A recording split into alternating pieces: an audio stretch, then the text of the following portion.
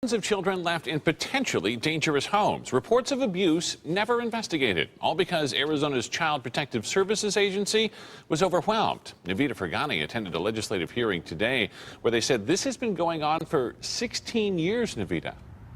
And this is something we just heard today. The director of the care team that's conducting the independent investigation says the mislabeling of cases as not investigated dates back to 1997.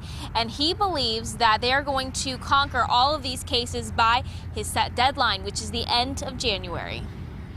I firmly believe we can make recommendations to fix this problem and never see something like NI ever come up again. A confident statement after only 3 weeks on the job. Director Charles Flanagan, head of the care team tasked with finding out how and why thousands of cases were ignored by CPS, says every day his team is making progress. And we're seeing those numbers come in progressively faster and faster as time goes on. So we've already hit a tipping point.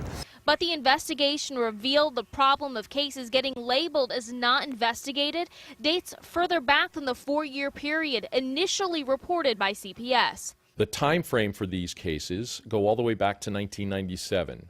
97 and 98, 2003 and 2008 each had one case only. Flanagan believing that's one too many cases mislabeled. We don't know why they're there. It's something that we're taking a look at, but all of these cases will be looked at by us. The team's focus right now are the cases from 2013. And the reason for that is the calls are the most recent. They're the least likely to have subsequent CPS reports and or to have had law enforcement engagement with those children to assure their safety. Also a priority, the 119 cases they've found so far that need an immediate response.